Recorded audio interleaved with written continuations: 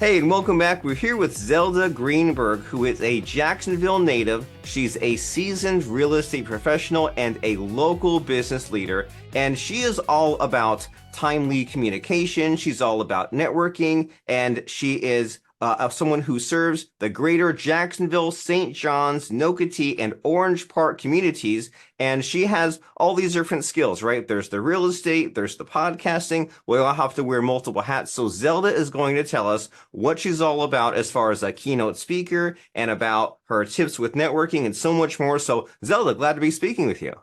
Oh, I'm so happy to be here. I'm happy to have you here and to be talking with you right now. And so, what is your current passion and focus? What really drives you, makes you excited to get up in the morning? Well, I'm a seasoned serial entrepreneur, so starting projects and seeing them through completion is my thing. I really love it, and so we're actually my son and I own a real estate brokerage. So what we're doing is we finally decided so we started it in 2016, we decided to just go for it. So we are actually actively recruiting in about one more week. We're going to start actively recruiting agents and growing the agency instead of me acting as just my own solo agent. So we have a few agents that have been with us since 2016, but now we've decided to take it and grow. And on the side, I write books and blogs and do professional keynote speaking. That's what I love doing. Exciting. You do all sorts of things, but you love all of it. And so as far as this whole thing with the realty and the building the team, I feel like we all should know like what a realtor does and what that's all about. And I bought a house like 16 years ago, and like, the person brought me around to different houses, but like going really back to the basics, right? What does a realtor do? And like, why were you really drawn to it? Why is that, out of all the things, why is that like your thing? Well, I came from a wholesale produce business, which was my family's wholesale, that's what they did all my life growing up. My dad and my mom had a wholesale produce company. We sold to the restaurants, the military, the school systems, and we got hit by a tornado in 2004. And that was a whole different, we actually rebuilt the company and then we sold it. So that's kind of unheard of. Usually something like that kind of devastation, it ends your business. But I had to feed some children. So I said, can't close the doors. We got to figure it out. So we figured it out with the help of competition. Yeah, our competitors helped us. And we built it back and sold it. And then I thought, well, what am I going to do now? Because I'm too young to quit working. And I had built so many connections over the years throughout the community that it was suggested by my sister that using those connections, I'd probably really enjoy real estate. And I thought, I don't know, I got to take a test, got to pass the state exam, but I did. And I've never looked back. It's been the career that I should have been in all along. So I absolutely just love what I do. I love it. And then I just added in I started speaking because when we got hit by the tornado, people started asking, how did you survive that? How did you rebuild your company? And so I started speaking around the state of Florida about how our connections helped us rebuild the company and how our competitors helped us. And I really enjoyed doing the speaking as well. And I was pretty good at it. So it was recently that I said, I think I'm going to put that hat back on. And so I've been working the circuit again, just going out there and speaking. But I don't so much talk about the tornado as much as talking about how building connections helps you build your business. That's a So great that's message. And it seems like that's what is like the connective tissue with these different milestones in your life, that you have these connections. The competitors helped you rebuild. The keynote speaking, that's all about doing your prospecting and knowing people and being the right fit for these different events. And then with the real estate, I mean, that's all about connections. And it seems like, just from an outsider looking in, that there's different types of realtors, right? It seems like there's the ones that go through the motions, and then in town here, there's probably like three or four sort of like celebrities. Like you see their name, somehow you know what they look like. They're always doing some kind of marketing. They're sending you stuff in the mail. They're doing the Facebooking. And so is that on the right track? Are there some like real estate people that kind of stay under the radar and others that really like embrace this networking idea? Well, there are so many different ways to make it work for you, and you just have to figure out what works for you. For me, what works for me is just what you're saying. I am in front of my sphere. Those are the people, my people. I stay in front of them. I'm hosting events. I'm uh, driving by their house. I'm networking. I'm out there in the community doing different things. So I'm out there a lot. So, and you can apply the stuff I do for real estate in any business, and especially in sales. It's all about who you know and getting to know them in a deeper level, so it's not superficial. You want to be authentic. So when I speak about how to create really deep relationships with people that they become your advocates. I can give you an example. I go to the dog park because I have a little dog. Hopefully she's not going to start barking in a few minutes, but I have a little dog and I bring her to the dog park. And while I'm at the dog park, she's socializing with dogs. I'm socializing with the people. And I wear a t-shirt that says, real estate is my hustle, or I'm all out of listings. I need another one, things like that. So the people at the dog park know I'm the go-to realtor.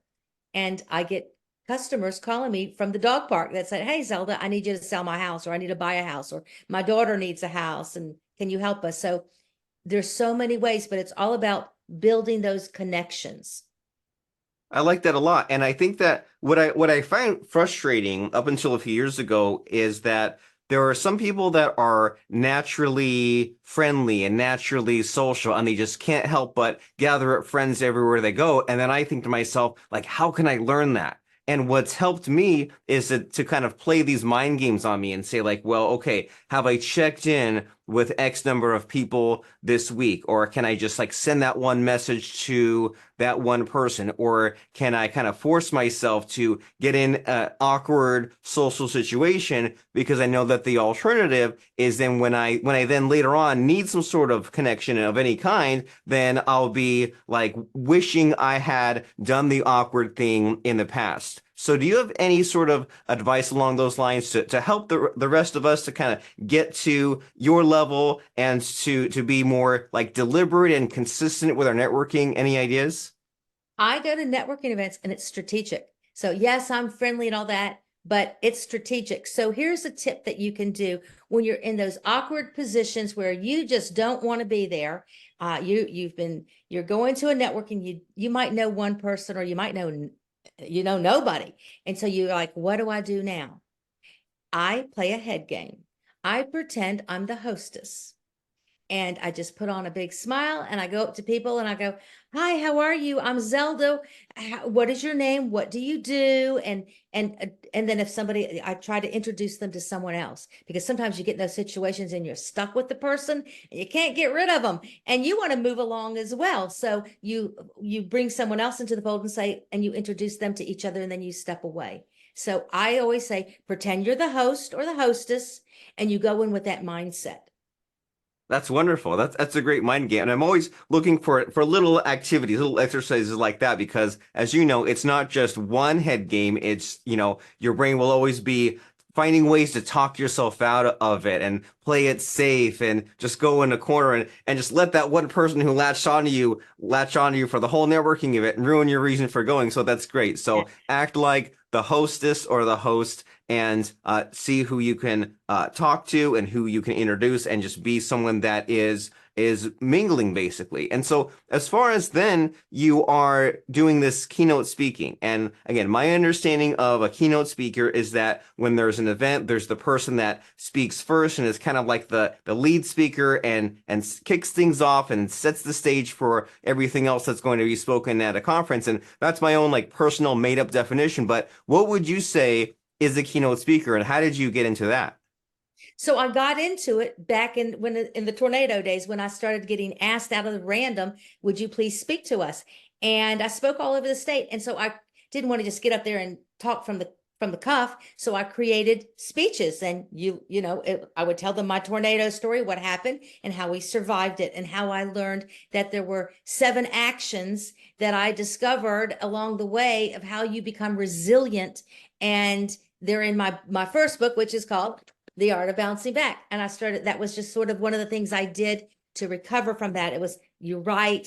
I learned it was about your attitude and how you communicate. So I did all of those things, and we're gonna have to go back to what your question was, because that's how I started That's how I started speaking, by doing that. I was just asked to do it all over the state for a hospice group, the mayor's inaugural or their annual breakfast meeting. So it wasn't that I was speaking to real estate people. I was speaking to all kinds of organizations, an apartment association, just different associations would call me and ask me to come and speak. And so I did. And it was not until maybe last year that I said, I'm going to do that again. It was just, it's the entrepreneurial spirit of me.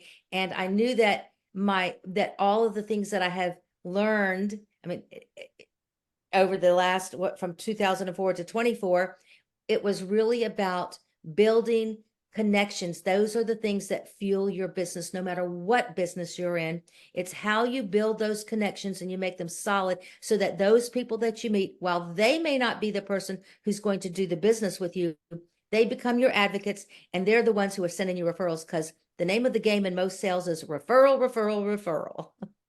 I love that. And that idea, it's mind-blowing. This idea that, well, sure, there are like your targets that you want to go after, but then there's also your referral sources, and it seems counterintuitive, and it seems kind of crazy in a way, because there's the lag, right, between when you do the speaking and when it might pay off in some unexpected ways. And there's some lady I know from way back who was a hairdresser, and she had a problem getting people to come into her salon, and she did some kind of motivational speaking and was in the newspaper all the time, and then next thing you know, the salon is filled up. So that's just kind of a fun idea, that by doing the speaking and raising your profile and getting known and making these connections and making friends, that makes it a lot easier than to just have this bigger social circle. And so, like, do you have any thoughts on that, just on the explaining what it is? Because like that's kind of my jumble of words of being like making sense of it. But what would you say to someone who would say, well, why are you doing the motivational speaking and speaking to hospice and the mayor? Isn't that crazy, or isn't that off track? And how do they maybe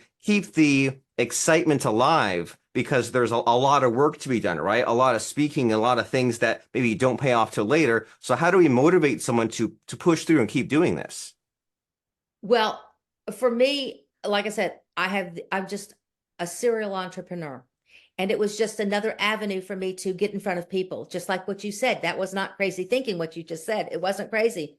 The more people you can be in front of, and it doesn't have to be professional speaking, it's networking. The more people you can be in front of, the more opportunities you have, no matter if you're selling homes or widgets. It doesn't matter what your product is. You get in front of more people by going to a networking event. You sit at a table, you're having dinner.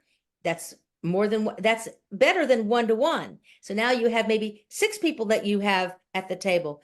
If I'm speaking, maybe I have 600 people in an audience. So I have an audience of 600 instead of 1. And it's visibility. So it just depends on what it is that you're talking about. What I talk about is about building those relationships and how you build them and how they become your advocates. So it just doesn't matter. It translates to any sales position.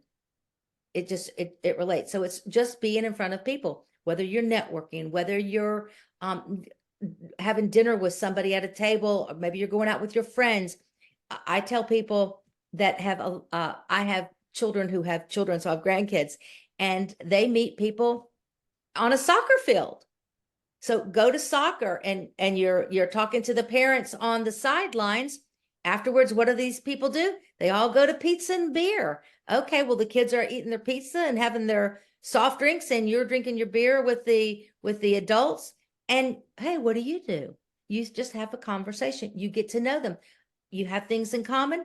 Invite them over for Super Bowl party or whatever it is that you're doing. So you build those connections.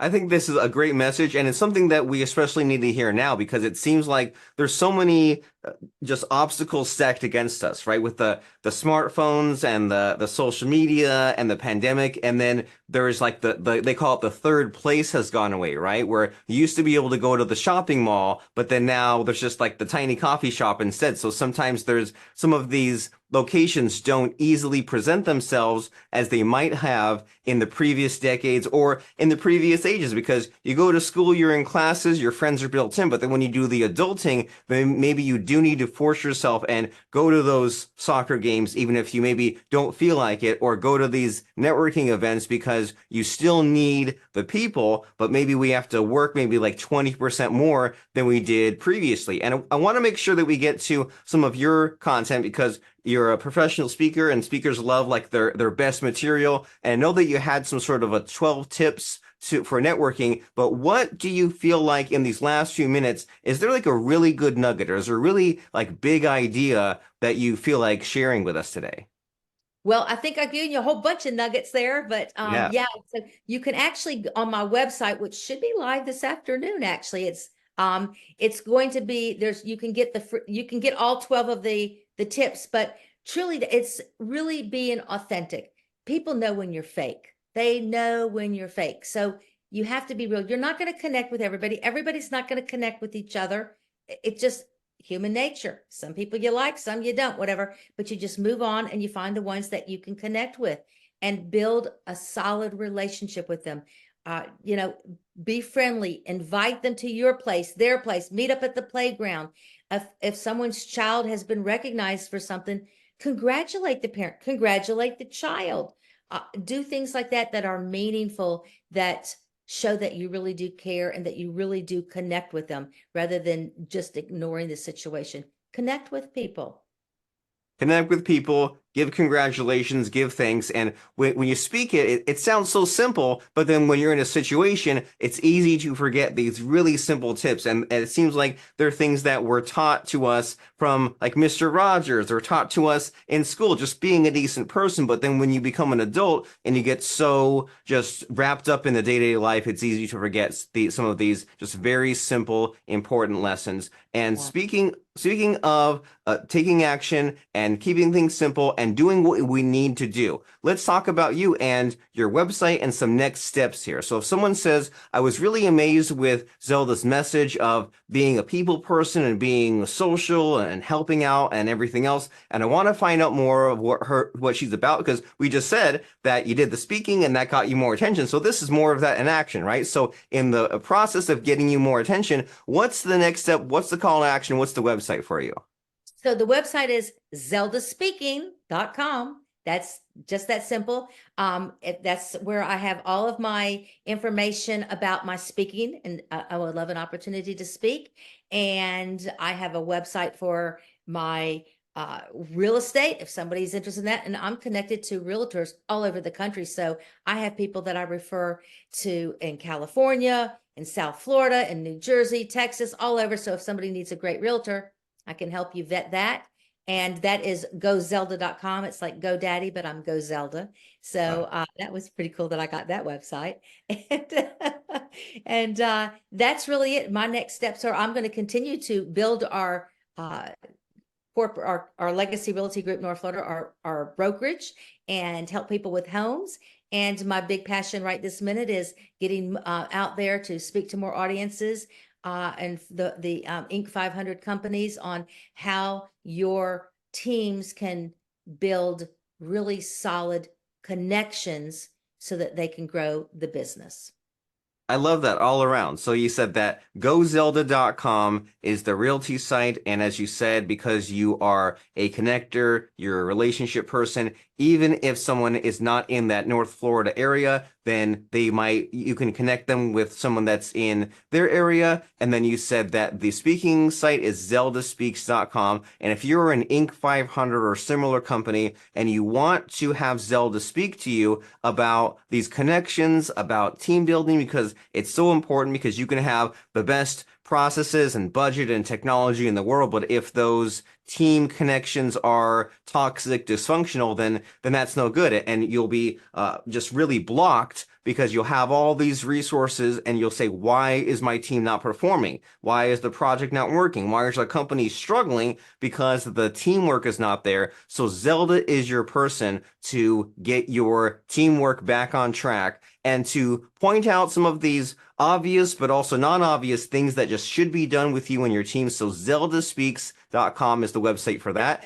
And Zelda Speaking. Zelda Speaking. Oh, okay. There is Zeldaspeaking.com. another company that does something, but I'm Zelda Speaking. Yeah. Okay, my mistake. Zeldaspeaking.com. And then as we wrap up our conversation, like you're a speaker, you have this book. I'm sure you have some just really fun lessons and quotes. So what comes to mind for you to send us on our way to really make us think? Does a powerful lesson or quote from your travels, life experience come to mind? Well, it's something that you had kind of touched on. It's not necessarily a quote, but it was, no matter what business you're in, and even in your personal life, it's lovely that we all have all these computers and iPads and iPhones and all these wonderful technology pieces. But what it really comes down to is the human connection. I People love want it. to connect with the human. Connect with a human. Let that device, the technology, be the tool for it. Don't let it be a replacement or something that decreases for you. And you can find out more about all of this at zeldaspeaking.com and gozelda.com. Zelda Greenberg, wonderful talking to you. Thank you so much, Robert. It was great talking to you too.